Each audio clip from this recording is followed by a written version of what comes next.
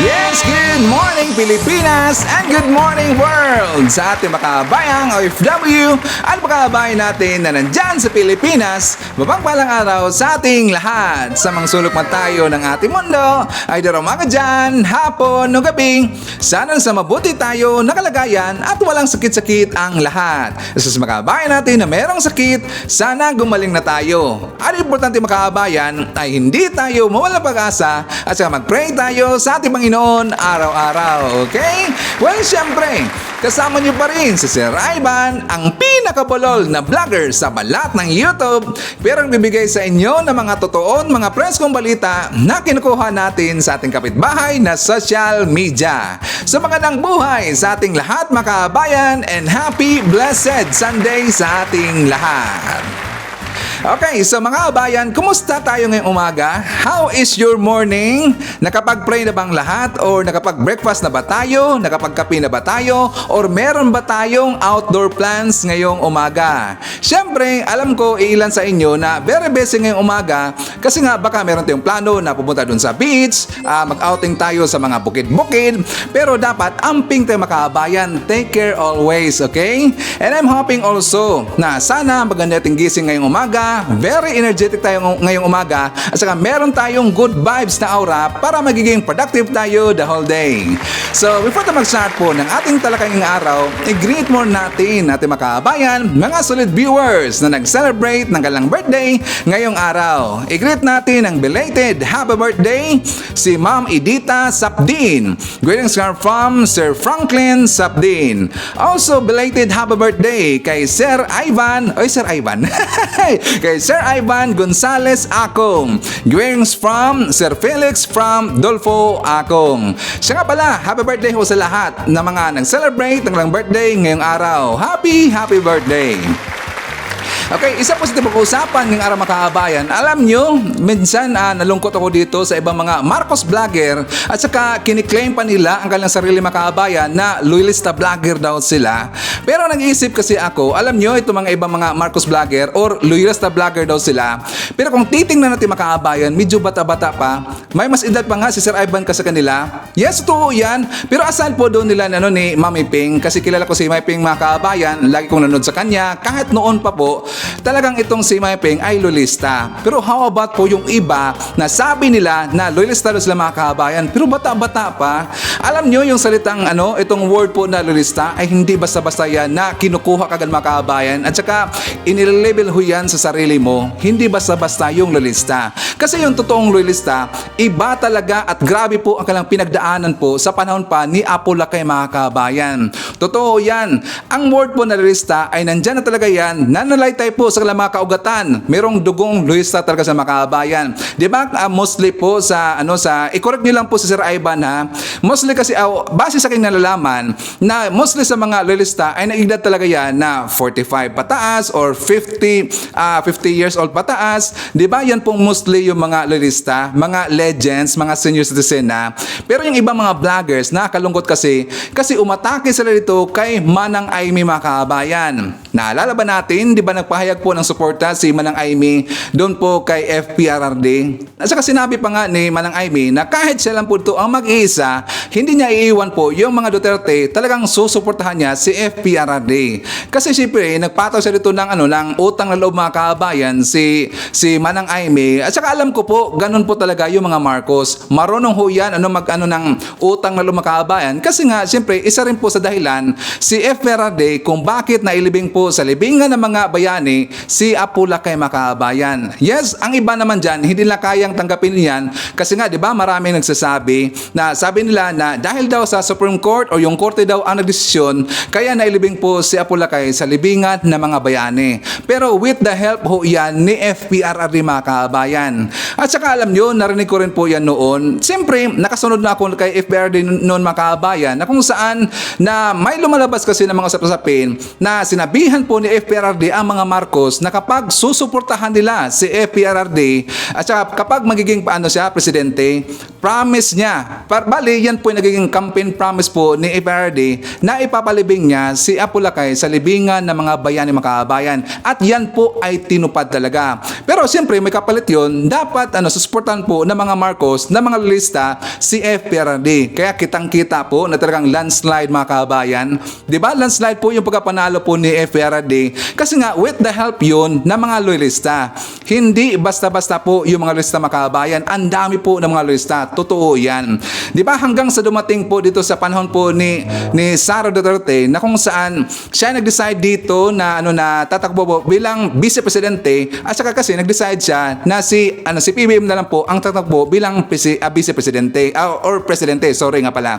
Pero alam nyo, hindi ho yan nagustuhan ng mga DDS. Totoo yan mga kabayan. Hindi ho yan nagustuhan po ng mga DDS na tatakbo po si Sara Duterte bilang isang presidente. Kasi gusto nila magiging presidente mga kabayan directly, 'di ba? Kaya nga marami tayong narinig ngayon na kung saan na ang iba pong mga DDS vlogger mga kabayan ay hindi lang nagustuhan ngayon na may lumalabas na mga balita-balita tungkol dito sa in the future daw na tandem sa election 2028. Magtandem po si BP Sara at saka si Senator Amy Marcos. Hindi ho yan nagustuhan po ng mga DDS mga kabayan.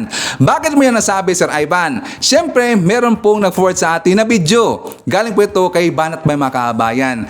Sinabi niya dito at siyempre, ipakita ko lang sa inyo ng konti ng bahagya para sasabihin ng iba na talagang nagsasabi po na totoo si Sir Ivan. Hindi po ako nagpapakita dito ng video or hindi po ako dito nagsasalita na wala akong basihan mga kabayan. Mismo sinabi ho yan ni Banat Bay na kapag mangyari po na si BP Sara at saka si Senator Amy Marcos ang magtandem sa 2028, hindi na maganda at ayaw nila kasi ayaw nila na mabudol na naman mga kabayan. Mabudol na naman. Kasi ang iniisip nila na budol na sila ng mga Marcos. Mabubudol ba yung mga Marcos? Well, hindi lang kasi sila naintindihan mga kabayan. Pero ipapakita ko muna sa inyo. Para kasi meron kong ebidensya dito kasi nga parang meron silang pinurma dito na isang tandem mga kabayan na kung saan na-involve dito ang pangalan po ni Senator Robin Padilla. Siya po ang gusto dito na itandem po ni BP Inday Sara Makabayan. So ang sabi nila, baka daw mangyari in the future sa year 2028, magkaroon dito ng tandem po na si Binoy daw at saka si BP Inday Sara. Senator Robin Padilla, magiging Vice Presidente. Ang labo naman. Natawa nga ako nga nung sinabi yun ni Banat Bay mga kabayan.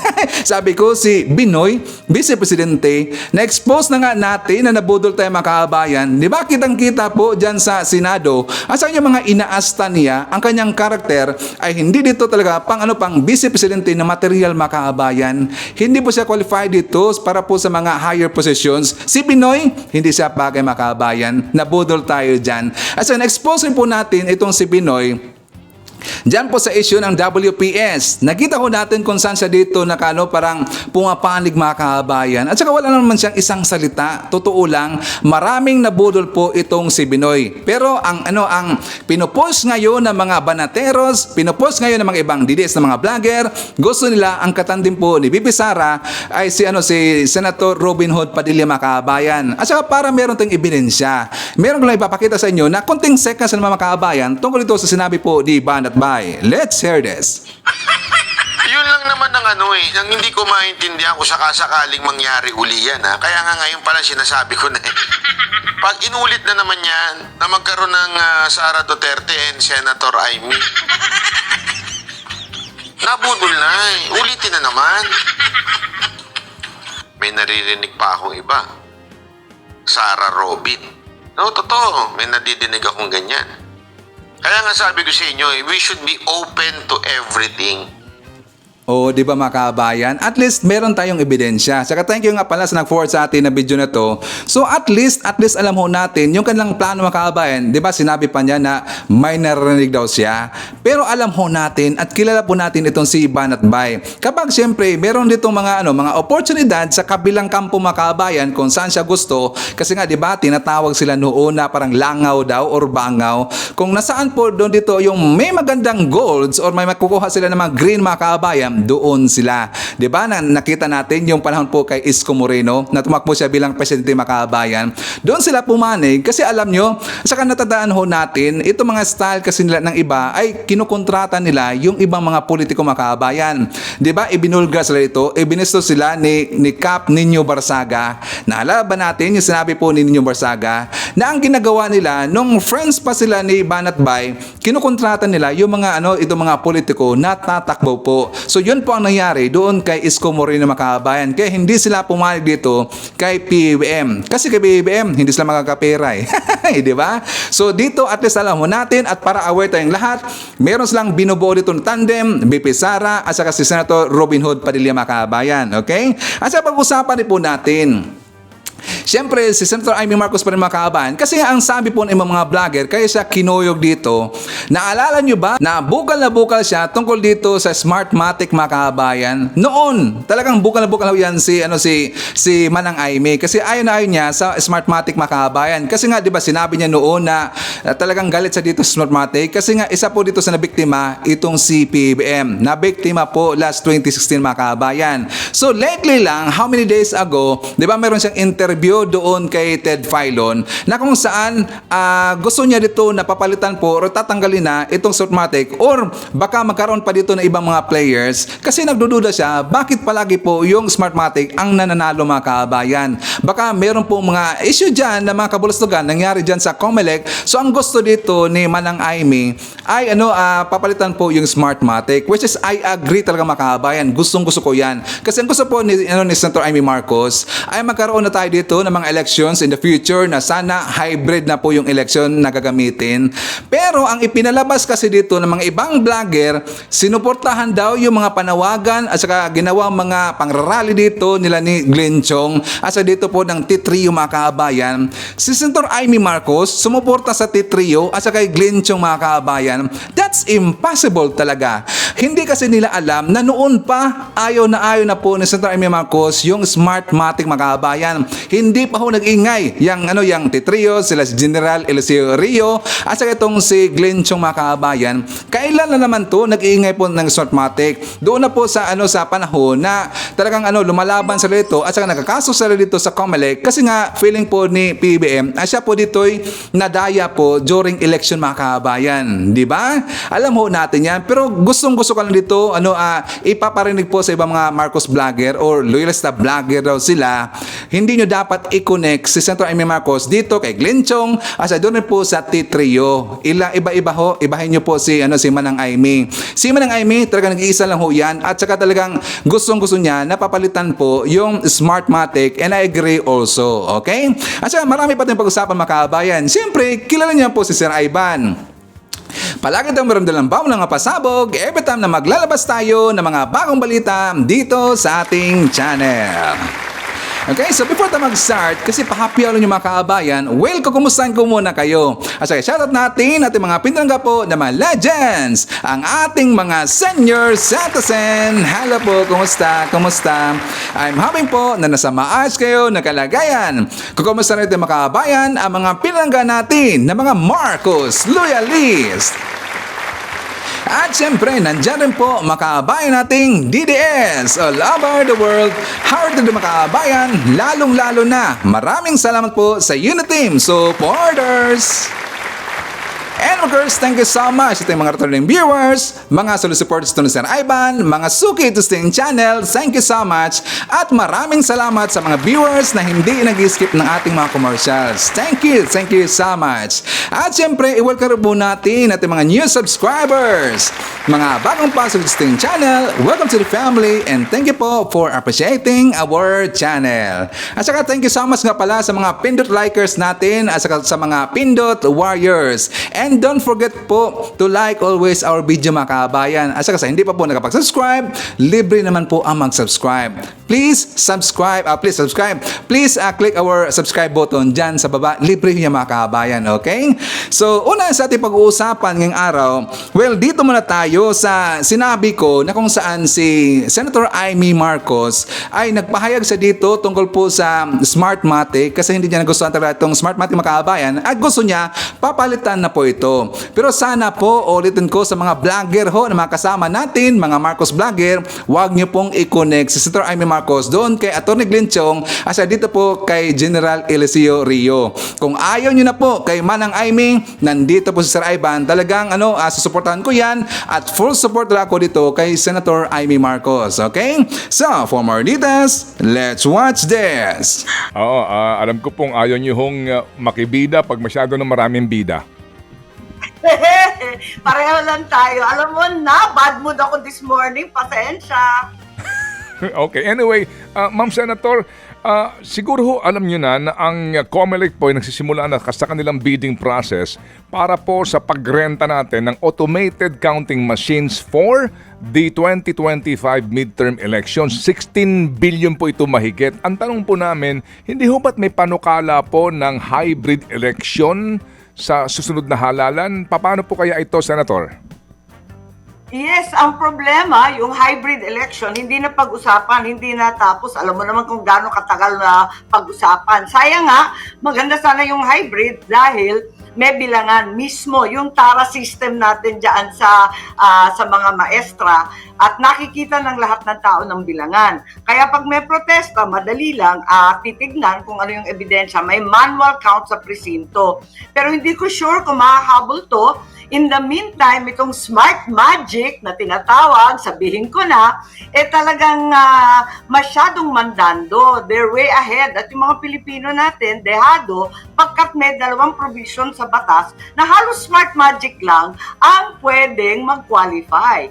Isa, yung single largest contract. Wala naman may kontratang ganyang kalalaki ng mga Pilipino o iba pang supplier ng IT. So, parati na lang Smartmatic. Ikalawa, meron pang sinasabi na dapat nagkaroon na ng karanasan sa dalawang dating eleksyon. Di sila na naman yon kasi yung mga Pilipino never naman nagkaroon ng electoral experience na sinasabi. Yun ang problema and that's what we're trying to overturn sa lalong madaling panahon. Okay, so ma'am, dito ho muna sa isang issue na binanggit po ninyo, yung panahon to be able to pass an amendment sa ating pong automated election system.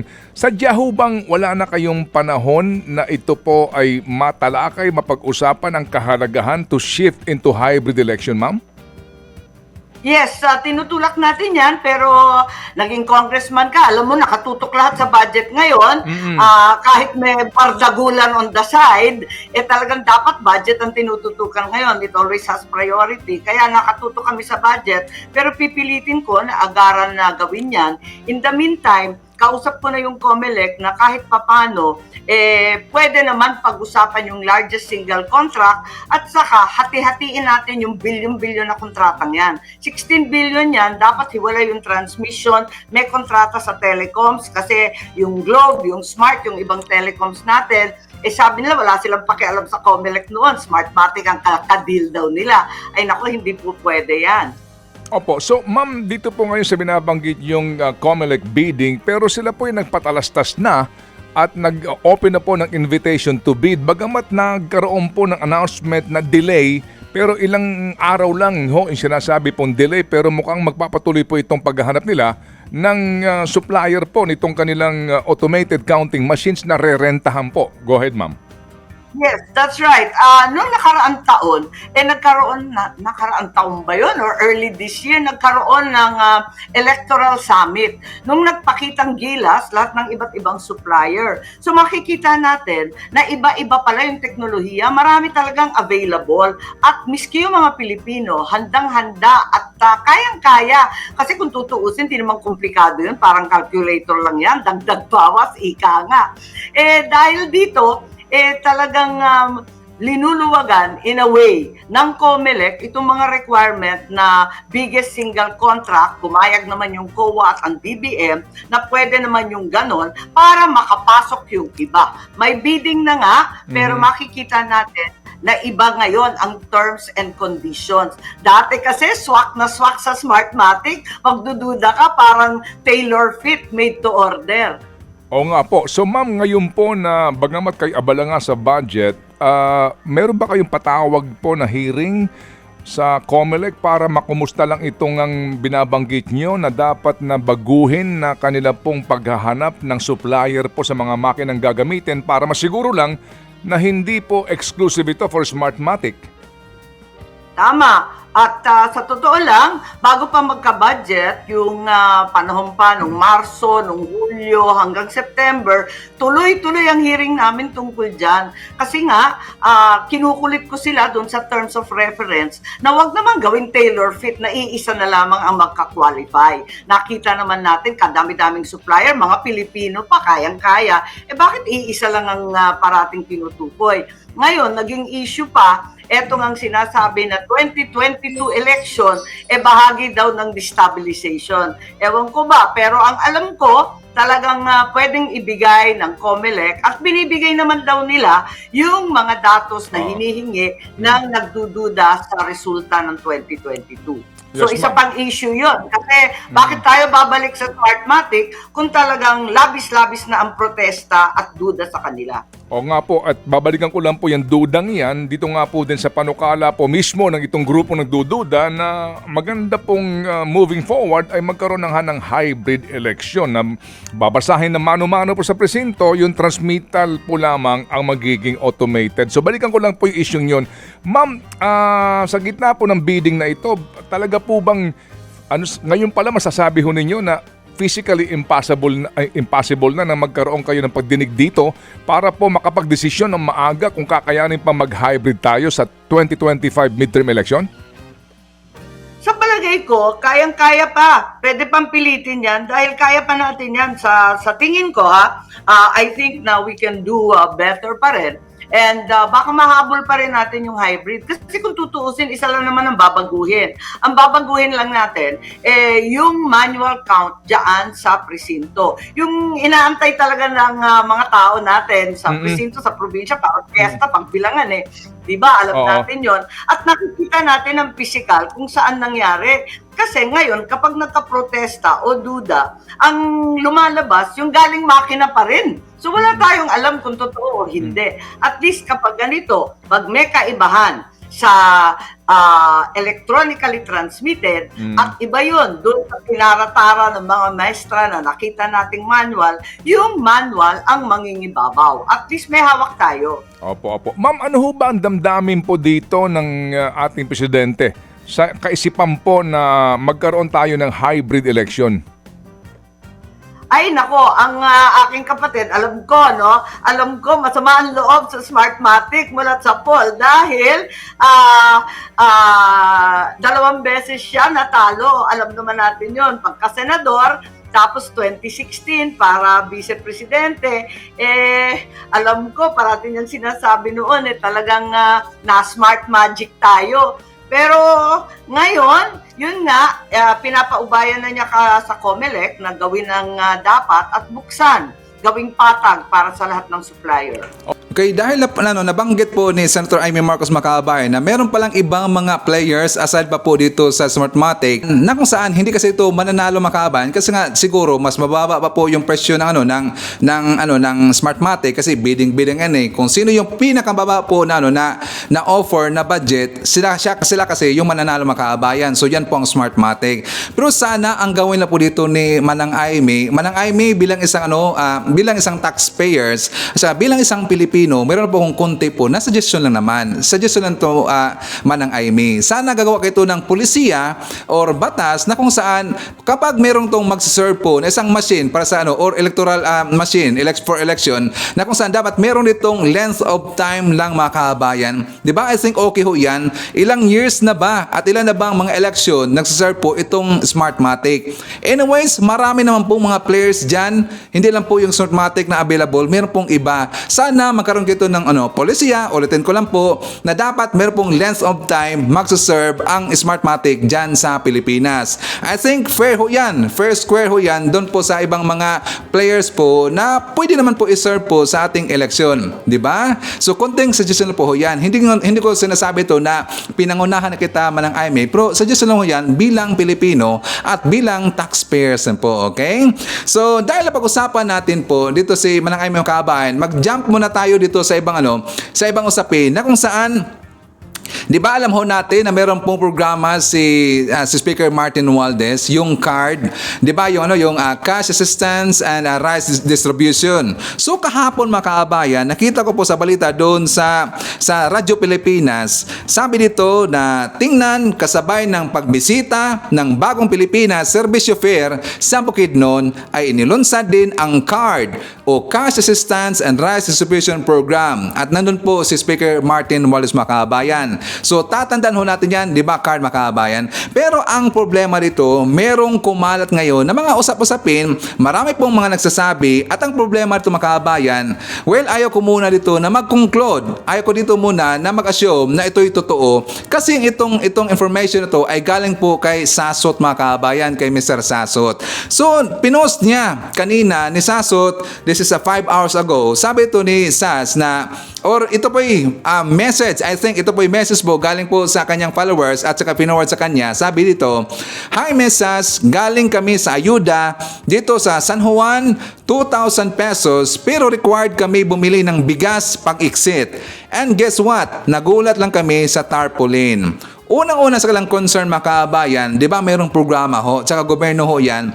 Bakit? Di ba yung sa card, magbibigay sa ito ng 2,000 pesos bilang ayuda makabayan, which is supposed to be yung bigas, kasi nga sabi ito, rice distribution program. Dapat yung bigas na po sana libre. Ang problema ito, ayon po sa nagbigay po ng informations dito kay SAS, ay yung 2,000 pesos na ibinigay po na ayuda doon po sa beneficiaries, paglabas na makabayan, ipinabibili ba daw yun ng bigas?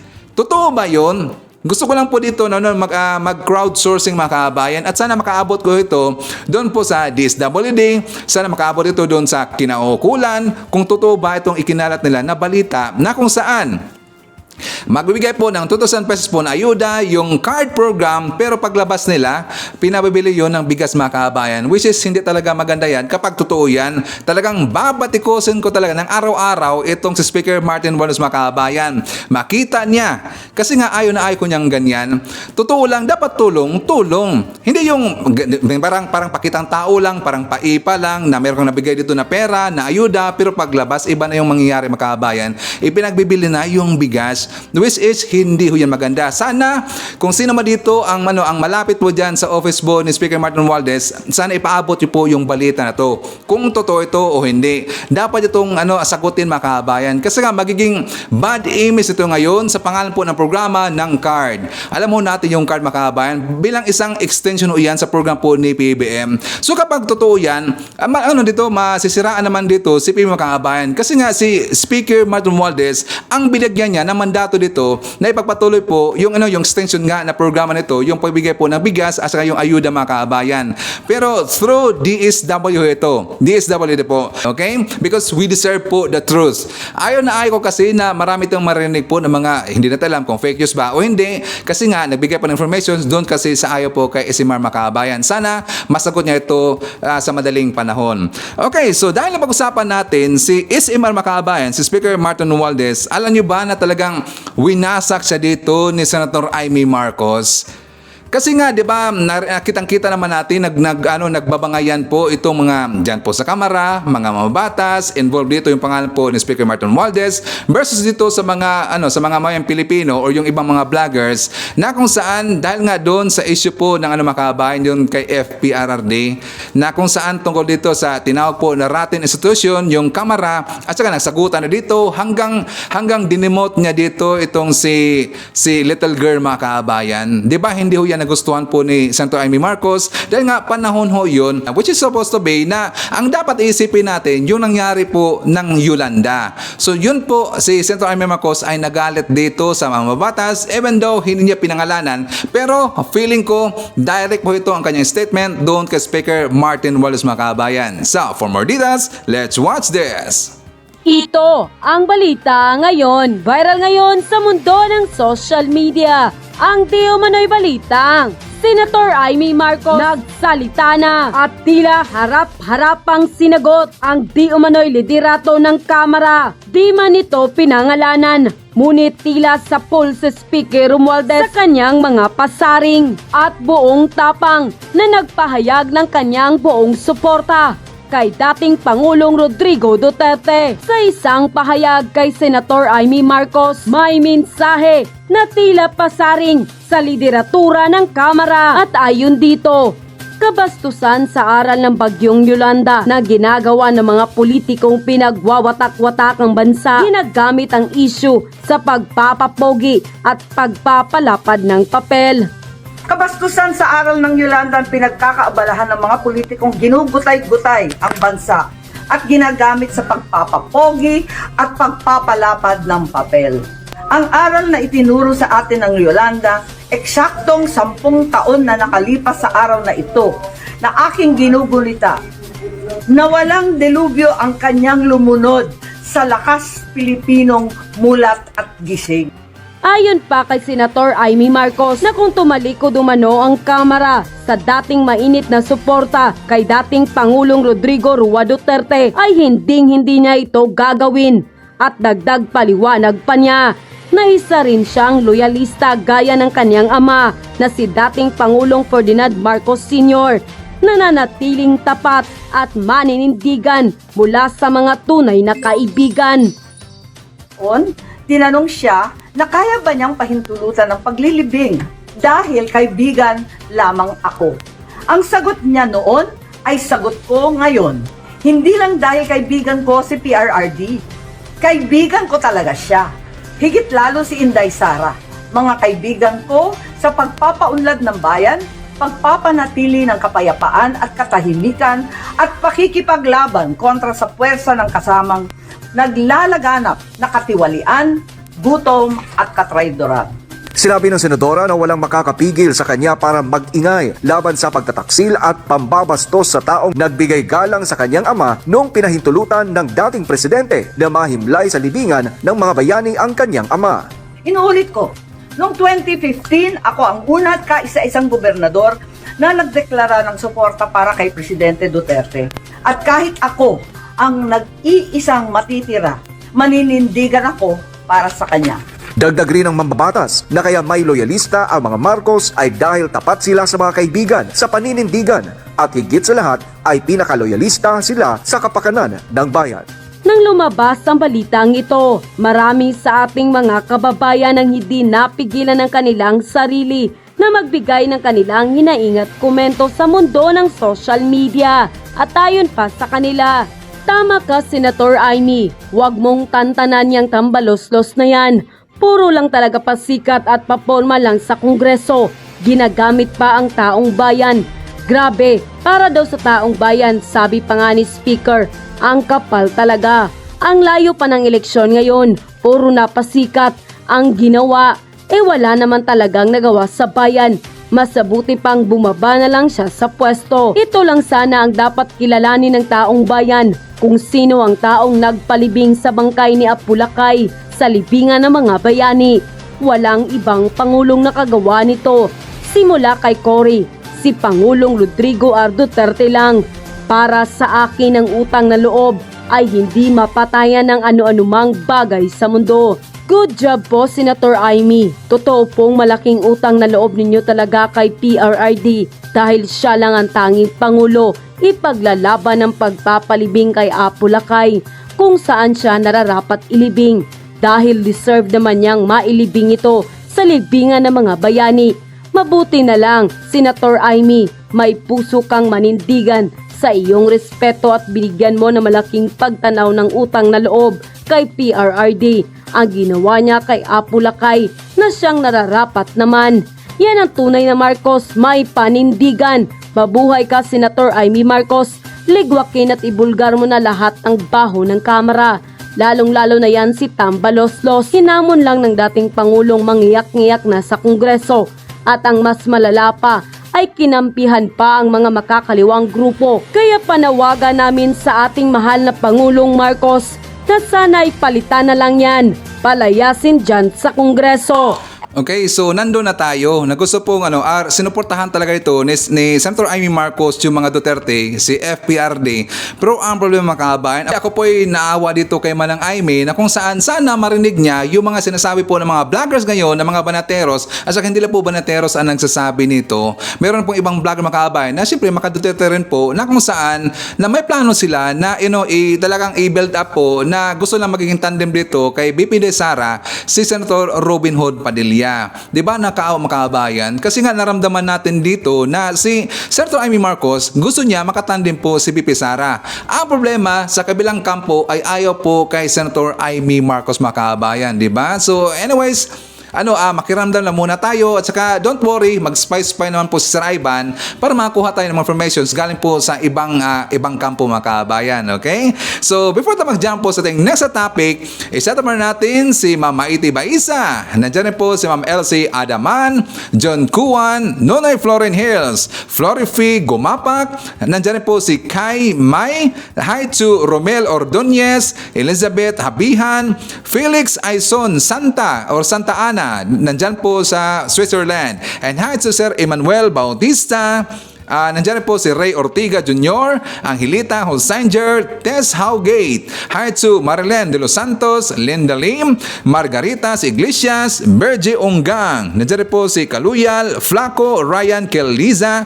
Hi to Milagros De Rilo. Nandiyan po si MLCOC, Gameplay Vlog.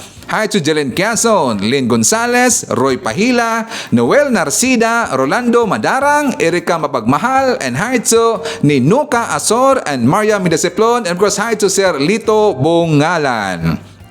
Okay, mga kababayan, so pag-usapan po natin, tsaka insert natin sa ating segment, sa ating portion, na kung saan yung tungkol po sa mga batas na lagi kong sinasabi dito na dapat may mga batas tayo na dapat nating malaman, mga kababayan. Okay, so for more details, let's watch this. Opo. Good afternoon, Mr. De Guzman. Yes, ano po yun? Ito po yung bill nyo galing sa ABC Lending Company. ABC Lending Company? Bakit ako magkakautang sa ABC Lending Company? Hindi mo na ako nangungutang. Tsaka hindi sa akin to, sa barkada ko to kay Eric. Eh, hindi na po namin mahagilap si Eric. Bilang guarantor niya, kayo po magtutuloy niyan. Bakit ako magbabayad na ito? Hindi naman ako nangutang. Attorney, ginamit ng barkada ko yung pangalan ko para makautang sa lending company. Legal ba ito? Hindi ito legal. Sa ilalim ng Article 2058 ng Civil Code, hindi maaaring singilin ang guarantor hanggat hindi pa hinahabol ng lender ang lahat ng ari-arian ng borrower at hindi pa nagagawa ang mga legal remedies laban sa borrower. Ang tawag dito ay the benefit of exclusion, na siyang protection ng guarantor. Attorney, paano kung yung lending company na inutangan ko, ipinost ang pangalan ko sa social media at tinatawagan na pati trabaho at mga kamag-anak ko sa paniningil? Legal ba to? Hindi ito legal. Mahigpit na ipinagbabawal ng batas ang debt shaming o yung ipinapahiya ng borrower dahil hindi makapagbayad ng utang. Bawal din ang pananakot o panghaharas ng mga borrowers gamit ang text o tawag sa 10 oras ng gabi o madaling araw. Bawal din na siraan ang borrower sa social media dahil lamang sa hindi makabayad ng utang. Ang mga gagawa ng mga unfair collection practices na ito ay maaaring maaresto at makulong sa kasong cyber libel o libel, grave coercion o unjust vexation. Ang parusa dito ay multa o pagkakulong depende sa kaso at sa hatol ng hukuman. Attorney, nasubukan ko mangutang sa lending company at maayos naman ako nakapagbayad. Pero ngayon, nangungulit sila para mag-offer ng panibagong promo. Ilang beses na akong tumanggi sa call center nila pero patuloy pa rin sila sa pagtawag. Legal ba to? Hindi ito legal. Ito ay paglabag sa inilabas na Memo Circular No. 18, Series of 2019 ng Securities and Exchange Commission or SEC na nagbabawal sa abusive, deceptive, and unfair collection practices of financing companies and lending companies. Ito ay may parusa na multa mula 25,000 hanggang 1 milyong piso at maaari ding matanggalan ng lisensya ang nasabing lending company. Okay, so i-general po natin sa ating next topic. Pag-usapan natin mga kabayan yung tungkol po sa K-12 program na kung saan plano dito ng mga mamabatas, ito po ay tuluyan na po na tututulukan mga kabayan. Kasi ayon po ng mga batas natin na ito po ay hindi nakapagbigay ng magandang benepisyo sa ating mga mag-aaral, yung K-12 program mga kabayan. So, for more details, let's watch this. Gusto nang ipatigil ng ilang senador ang K-12 program dahil wala naman umano itong naiambag sa kalidad na edukasyon. Hirit nila ibalik na sa lumang curriculum ang sistema ng pagtuturo sa mga pampublikong paaralan. Si Mean Corvera sa balita. Nais ni Senator Alan Peter Cayetano na ibalik na sa lumang curriculum ang sistema ng pagtuturo sa mga pampublikong eskwelahan sa buong bansa. Ayon sa senador, hindi nakatulong ang K-12 program para itaas ang kalidad ng edukasyon. Katunayan, nagkaroon anya ng learning poverty sa Pilipinas mula nang ipatupad ang K-12 program.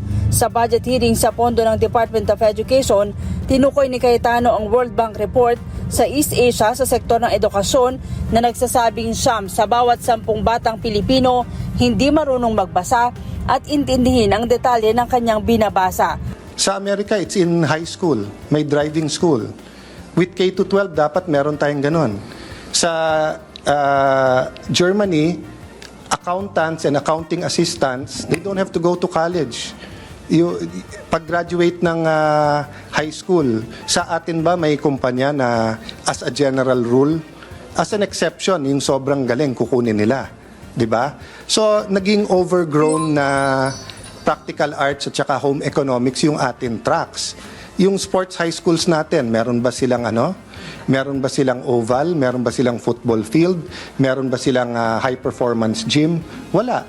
Ang usapan dun sa tracks, yun ang promise nung K-12.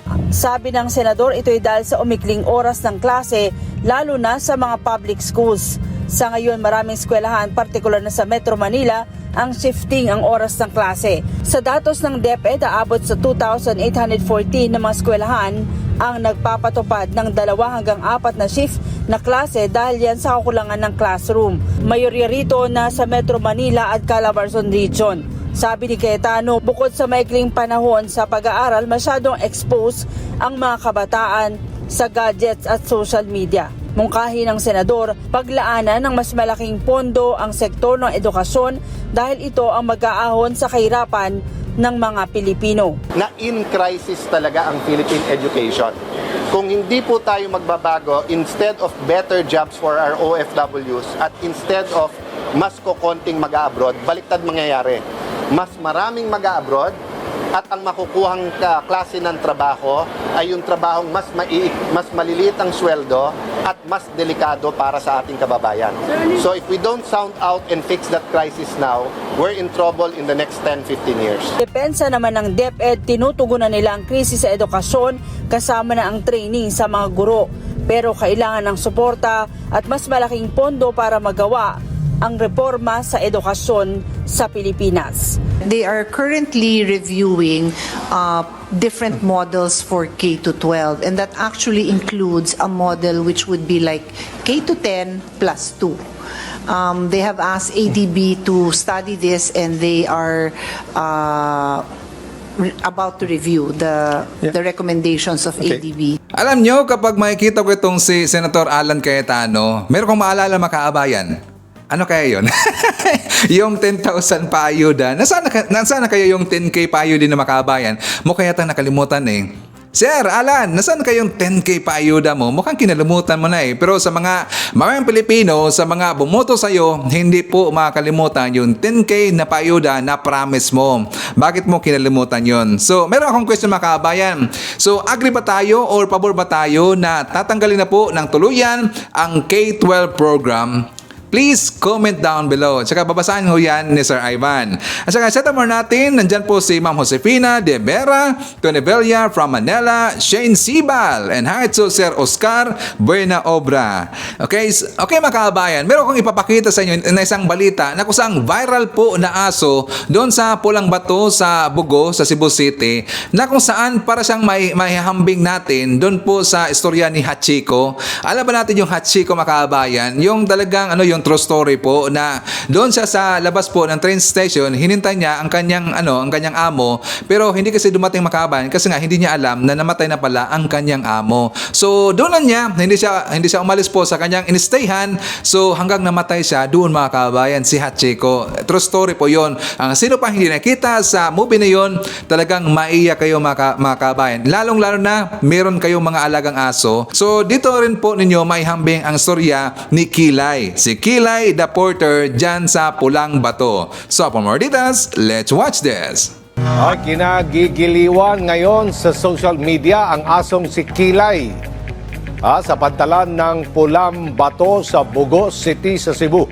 Mistula rin kasi siyang porter at katuwang na mga tauhan ng pantalan sa trabaho. Pero 3 beses sa isang linggo, nakaabang at naghintay si Kilay sa isang partikular na barko. Alamin ang malahachiko ng Japan na kwento ng asong si Kilay, the Porter Dog, sa ulat ni Jessie Atienza na PTV Cebu.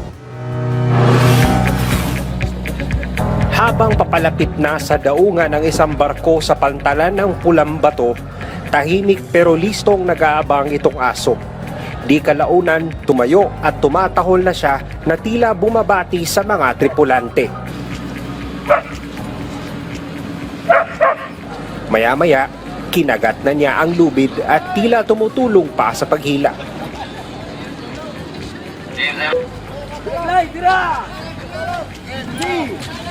Isang hindi pangkaraniwang tanawin. Kaya naman, natutuwa ang mga nakakakita. Siya si Kilay, ang asong sikat ngayon dahil sa kanyang angking abilidad sa pagtulong sa mga tagahila ng lubid ng mga barko. Kasama-kasama siya palagi, minsan nanonood lang siya, tapos ang inalagaan siya ng mga Coast Guards, hanggang sa dumating ang araw na bigla na lang nagkaroon itong, yung parang trick niya ba, na biglang sumali siya sa paghila ng lubid. Kasi may one time kasi, isa lang yung tagahila.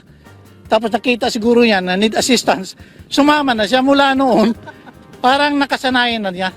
Pero paano nga ba napunta si Kilay sa pantalan? Ayon sa mga tauhan sa pantalan, dating may nag-aalaga talaga kay Kilay na isa ring tripulante ng barko. Pero kinailangang ibaba si Kilay mula sa barko dahil ipinagbabawal ang aso sa loob. Kaya inihabilin muna si Kilay ng kanyang dating taga-alaga sa mga kaibigan nito sa pantalan ng Pulang Bato. 3 beses sa isang linggo sa tuwing dadaong ang barko ng dating taga-alaga ni Kilay, sila nagkakasama. Pag nakita sila Martes, Huwebes at saka Sabado. Pag dumadaong yung barko? Pag dumadaong ng barko, may pagkain siya, si Miming may dalang pagkain kay Kilay. Pero nitong Hunyo, biglang nagbago ang ruta ng barko na pinagtatrabahuan ni Memeng at hindi na dumadaong sa pantalan kung saan nakaabang si Kilay. So pag alis niya, sinabihan niya ng mga mooring at saka porter, iniwan niya si Kilay sa amin, kainin. Simula noon, nakaabang na palagi si Kilay sa mga barkong dumadaong, naghihintay sa kaibigang nawalay. Pero para sa mga kasama niya ngayon sa pantalan, parang anak namin si Kilay, kay anong gawin namin to, tutulong si Kilay. Bali, exemption to the rule na lang siya rito kasi tsaka naman siya, bakunado naman siya, meron siyang tag na collar na rito na City of Bugo. Sa ngayon, dito siya sa port. Sa ngayon, isang komunidad ang mga nag-aalaga sa asong si Kilay. Handang damayan siya sa kanyang paghihintay. Isang napakagandang aral ang pwedeng mapulot sa kwento ni Kilay at ng mga nag-aalaga sa kanya. Ito ang kahalagahan ng katapatan. Tinitiyak naman nila na hanggat andito si Kilay sa kanilang pangangalaga, ay patuloy nila itong bibigyan ng pagmamahal at ituturing bilang pamilya. Nakatouch talaga makabay, no, yung storya ni Kilay. May hambing natin doon sa storya po ni Hachiko or Hachiko ba siya? Kasi nga alam nyo, sa totoo lang, yung mga aso natin, yung mga alaga nating aso, napakaluyal niya makabayan. Hindi yan ang iiwan.